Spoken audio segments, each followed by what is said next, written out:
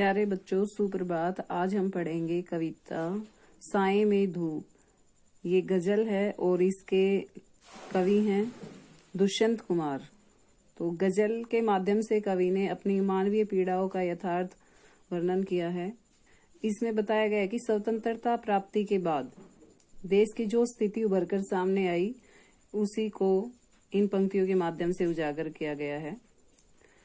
कहाँ तो तय था चिरागा हरेक घर के लिए। चिरागा मतलब दीप, हरेक मतलब प्रत्येक घर के लिए। कहाँ चिराग मयस्सर नहीं शहर के लिए। मयस्सर मतलब उपलब्ध। यहाँ दरखतों के साए, दरखत होते हैं वृक्ष के साए में धूप लगती है, चलो यहाँ से चले उम्र भर के लिए। तो गजल में ज्यादातर उर्दू शब्दों का प्रयोग होता है। तो कवि इसमें क्या कहना चाहता है कि जब पराधीनता के समय, तो जब स्वतंत्रता के लिए संघर्ष किए गए, आंदोलन चल रहे थे, तब तो ये तय किया गया था, ये निश्चय किया गया था कि हर प्रकार का बलिदान को देकर हम स्वतंत्रता प्राप्त करेंगे और स्वतंत्र देश में हर घर में एक एक दीप जला देंगे।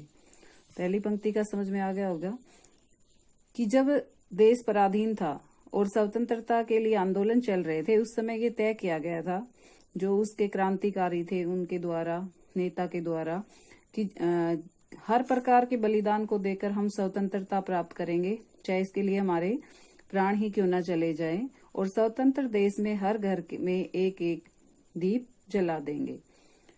कहाँ चिरागा मयस्सर नहीं शहर के लिए। अब यहाँ चिराग का मतलब क्या लगाया कि जो अज्ञानता है, अशिक्षा है, गरीबी है, ठीक है, इन सभी का क्या करेंगे, अंधकार को समाप्त कर देंगे। लेकिन स्वतंत्रता के बाद ऐसा कुछ नहीं हुआ। संकल्प क्या लिया गया था कि हर घर में दीप जला दिया जाएगा, किंतु वास्तविकता में पूरे नगर में एक भी दीप उपलब्ध नहीं है। मयस्सर मतलब उपलब्ध नहीं है। तय जो हुआ था ऐसा कुछ नहीं किया गया, एक भी दीप उपलब्ध नहीं है। यहाँ दरखतों के साए में धूप लगती है, चलो यहाँ से चले उम्र भर के लिए। कवि इसमें क्या कहना चाहता है कि स्वतंत्रता रूपी वृक्ष इसलिए रोपा गया था, इसलिए उसका रोपण किया गया था, इसलिए स्वतंत्रता दिलाई गई थी कि उससे लोगों को पीड़ा और कष्ट रूपी जो धूप है, उस वृक्ष के साए में उन्हें आराम मिल सके। कहने का मतलब क्या हुआ कि दुख और कष्टों से स्वतंत्र भारत में क्या मिलेगी, राहत मिलेगी लोगों को। किंतु वास्तविकता क्या है कि ऐसा कुछ नहीं हुआ। अपने ही वृक्षों के साए में धूप लगने लगी। कहने का भाव है कि स्वतंत्र देश में भी वही परतंत्र जैसा दुख और पीड़ा सहने पड़ रहे हैं। इसलिए यहाँ रहने का क्या लाभ, ऐसी इच्छा होती है कि इस देश को छोड़कर हम सदा के लिए कहीं और चले जाएं। न हो कमीज तो पांवों से पेट ढक लेंगे, ये लोग कितने मुनासिब, मुनासिब मतलब उपयुक्त है इस सफर के लिए। सफर मतलब यात्रा। खुदा नहीं न सही आदमी का ख्वाब ही सही, ख्वाब मतलब सपना, कोई हसीन नजारा तो हो नजर के लिए। हसीन मतलब सुंदर और नजारा मतलब दृश्य।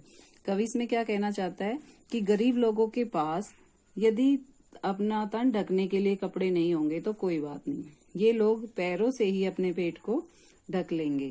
कहने का भाव क्या है कि लोगों के पास तन ढकने के लिए वस्त्र भी नहीं है, ये लोग कितने मुनासिब है इस सफर के लिए।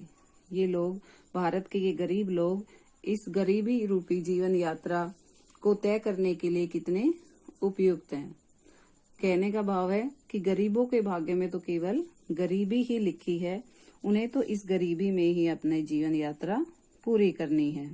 आगे कवि क्या कह रहा है, खुदा नहीं न सही आदमी का ख्वाब ही सही, कि ईश्वर हमारे साथ नहीं है तो कोई बात नहीं, यदि इन गरीबों पर दया नहीं करता ईश्वर तो कोई चिंता की बात नहीं। मनुष्य अपने सपने तो सजा सकता है, अपने ख्वाब तो देख सकता है, सपने तो सजा सकता है। कोई हसीन नजारा तो हो नजर के लिए। अपने सपने सजाने के लिए कवि कहता है कि उसके वास्तविक जीवन में तो क्या है, सुख है नहीं, लेकिन वह सपने तो देख सकता है। सपने में तो वो सुंदर नजारे यानी दृश्य देख सकता है, सपने में तो वो सुख की कल्पना कर ही सकता है।